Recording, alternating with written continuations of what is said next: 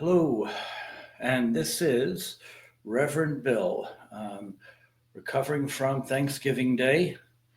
Hope everyone had a good day, ate plenty of turkey, and now we get kind of an early start to the weekend on Friday, which is great. And even better, we have a Celtics game tonight, which is good. Got it on recording so I can do this video and catch up with that later on. Um, Tonight, I think I'm going to keep it kind of lighthearted. And one of the things I like to do is I like to go hiking. And back when I lived in the Boston area, I used to hike Mount Washington just about every year, sometimes multiple times a year. And I want to tell you all about the dangers of hiking. No, I don't mean the dangers about slippery rocks or animals or getting caught in storms. I mean the dangers of who you invite to go with you. It's a very hairy situation if you're going with the wrong people. Uh, for example, back when I was, oh boy, probably a freshman in college, maybe. I didn't know any better, and this is when I first started hiking Mount Washington. Um, what happened is my first time I got a call from my senior religion teacher. I went to Catholic school, and he said he was getting a bunch of guys together to go climb Mount Washington. I never even heard of Mount Washington before. I asked if I wanted to go along. Um, so I did. I mean, yeah, whatever, that's fine. Now, let me tell you, Mount Washington, when you go during normal times, is actually a lot of fun. And any 18, 19, 20-year-old kid who is in reasonable shape. At the time, I was playing basketball, 2 or 3 hours a day with my friends in the park. I did it, no problem. And I did it every year thereon for many years till I moved away. Uh, would I want to do it right now at nearly 60? I could do it. I would like to a couple of weeks just to maybe run 3 to 5 miles, in decent shape before I do it. If I did it now, it would be a bit of a stretch because I'm not 18 anymore. But the average person, if they go on a reasonable day and they're in reasonable shape, they'll find it challenging, but nothing too bad. So I did it, and I really enjoyed it. And when I did it again the following year, and really enjoyed it. And I made it kind of a yearly trek. And one year, because I was young and naive, I thought, hey, this would be fun to do it with a whole bunch of my friends. Um, so I invited my girlfriend at the time, who was not in very good shape, but I kind of knew it. But, I thought, well, it's going to be kind of a team thing, kind of what do they call those things? Team exercise in orientation where you got to figure things out. I thought, it'd be good, bring us together. And then I had a friend who just got out of boot camp, and I thought, he's obviously going to be able to do it pretty well. And my sister was pretty good shape, um, and I thought she was going to be fine. What I didn't realize is the personality clashes. So I'm the only one who's ever done it, and we get there, and immediately my friend who just came out of boot camp decided he was G.I. Joe, and my sister decided she was Wonder Woman. And without any regard to where they were going or what they were doing, they just took off up the mountain. Now, the thing about when you do these climbs with people, it's good to keep together because someone's got the water, someone has the food, and you want to be a team exercise. No, they just wanted to see who could race up the mountain first, except they didn't know where they were going. So they took off with all the supplies and water. And meanwhile, my girlfriend wasn't doing so well. And this went on for a couple hours, and we weren't even going anywhere because we were following them, and they didn't know where they were going. And they were going kind of around the base instead of going up the mountain, but they didn't realize this because all they figured is that all they needed to do was go faster than the other person. They didn't realize it mattered which direction you were going. So anyway, After a few hours, my girlfriend, was exhausted and she collapsed and said, "I can't go any farther. You got to go on without me." Like, go on without you? What is this, a Donner Party now? We're stranded. And I said, no, we don't go on without anybody. We'll just wait till these maniacs come back and we'll figure something out. So eventually they did come back. And we had some stuff to set up a tent. So we set up a tent because it was getting late. And we went to sleep. The next morning, we went up. I knew of, for those of you who know Mount Washington, what do they call it? Something in the clouds, hut in the clouds or something, or cabin in the clouds. We went up there, got some water, and brought it back down. So we were hydrated. And then we went back down the mountain. And they called it the day they climbed Mount Washington. But the truth of the matter is, they only made it up maybe 25%. They were running around the base of the mountain, chasing each other around. They weren't going up the mountain at all. Anyway, so that was my first error in judgment. So years later, now I'm in Columbus area of Georgia. And I decided to find a trail, which, I did. And I've got a lovely wife who lives in Boston. She's raising children. And I like to go hiking still, although I'm kind of far from Mount Washington. But I do. There are some pine mountains here, and they're nice to climb. I know a nice little easy path that I do occasionally, not often. And my wife came to visit me over the Thanksgiving Day week. And I said, "Oh, hey, why don't we go for a nice, walk on a trail I know. It's not very challenging. It's actually pretty pleasant. It's a good time of year for it." And she was all for it.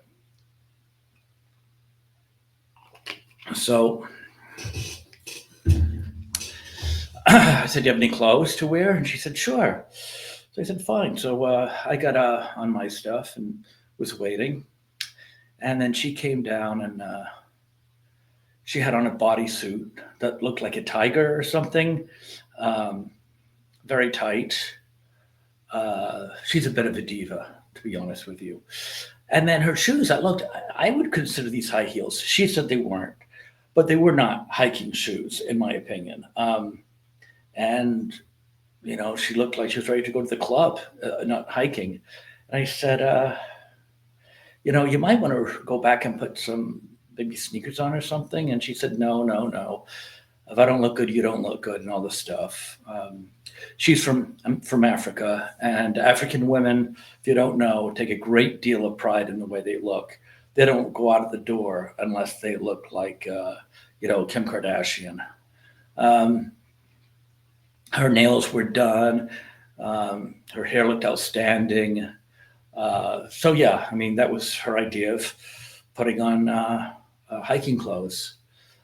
So the problem was, I do this all the time, and I don't really get all that caught up with things. I just deal with what it is. This is an unfamiliar trail to me, and to me that means I don't care. I mean, to me, hiking is figuring it out. I usually go to one trailhead, but when I say usually, I've only been there maybe twice, 3 times before. But it's the one head I go to, and that was kind of blocked off. So I went a little farther out, and I found another one, and it seemed to be kind of going in the same direction as the old one. So I thought they'd hook up, and I was wrong. But they kind of looked similar. I won't get into too much detail. So we walked around them, walked down the trail, the blue trail. I think, well, first they had to go to this like white trail, a yellow trail, and then it hooks up with the blue trail. The blue trail is what I took generally. And we were going on the blue for, I don't know. It's a loop. Generally, it's a loop. And we're going in for like maybe 45 minutes. And then it came to a stop. It just stopped. which is not something that I expected. The trail looked very much like the one that I did, except it didn't just stop. So it was there was like a little clearing over, like there was I don't know, some kind of a warehouse or something off to the left. I wasn't sure, never saw it before, and there was a waterfall. Just looked a little sketchy.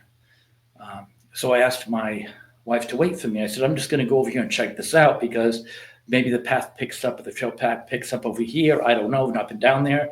So I don't know what's down there. There could be dogs or something. Just you wait here. Let me check it out. So I went down there, and there was a waterfall. Didn't see any signs. I just was looking at the water, and then I heard behind me, "Oh, isn't that pretty? What are you doing here? I told you to wait back there."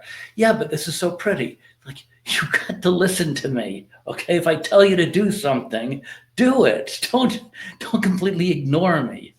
So anyway, we decided after a while that there was no, and I did have a map, by the way, but I got to be honest with you, the map's not very good. The trails weren't very well marked. So we decided to go back the way we came, except again, the trail wasn't marked really well. And somehow we didn't get back the way we came. We kind of went off in a different direction, somewhere completely different. Now, the thing is, when you're going, as far as I'm concerned, getting lost in hiking is part of the fun, okay? It's not something like, you're playing Mission Impossible where you got 30 seconds to get out of there. No, I mean, it's a nice day. You're in a very nice place. There's really no reason to lose your mind. I mean, there could be worse places. You could be stuck in traffic going into Boston, Logan Airport. Now that I did many times, and that was not pleasant.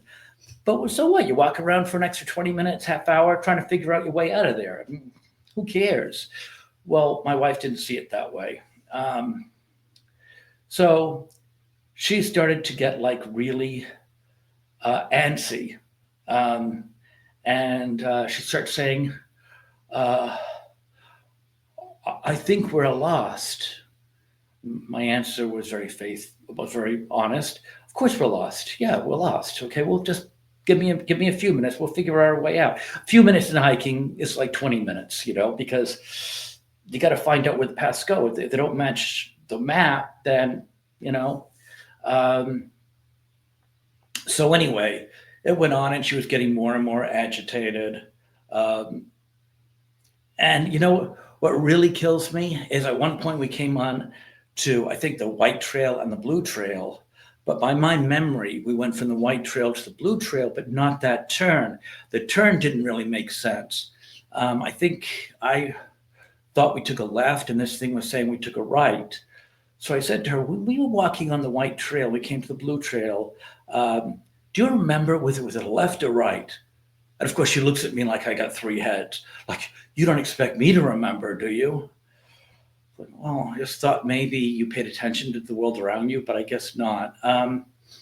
So anyway, we kept on walking, and then the next, she was slowly going to a boil, and then she said, "Are there snakes and spiders out here?" I would hope so. Otherwise, we're really not out in the wilderness. So that would be a yes. Like, oh, you got to get me out of here. You got to get me out of here. I'm not having any fun. I'm not having a blast either with you moaning about this. Then at one point she twists and she falls face down, and she's "Oh, I fell on my implants. I fell on my implants." And I said, "Oh, honey, here, let me help you up. Do you know what it feels like to fall on your implants?" I said, "Well, quite frankly, no. I don't have any implants, but I know how it feels to fall down." So anyway, it just went on. And then she asked me if there was a place around there she could charge her iPhone. No, not so much. So anyway,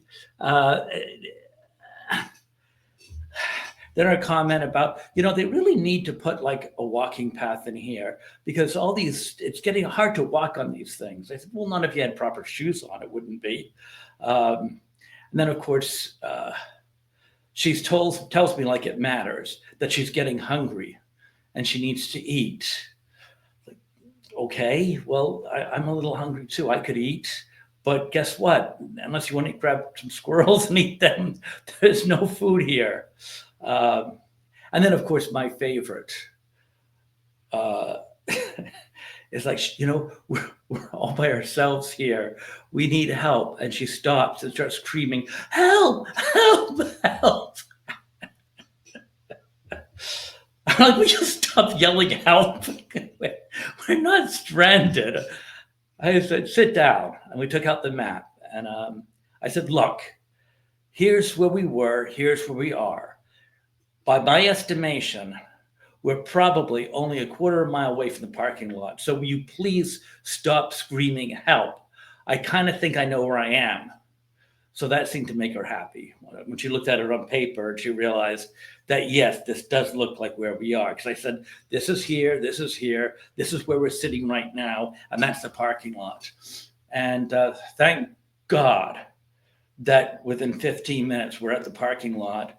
And boy, was she so happy to get there. And I was happy to take her and feed her. So, dear audience, what did we learn from this? Well, we learned from this that if you are going to take an enjoyable hike, make sure you're either with someone who also enjoys hiking or that you go alone. But do not try to make somebody who does not hike with you, because all it does is drive you absolutely nuts and it ruins the whole day. So anyway, that's what I got for you today. So yeah, you're better off by yourself when you hike. Anyway, this is Reverend Bill signing off on Friday night, and now I'm going to watch the Celtics. Talk to you probably tomorrow. Bye.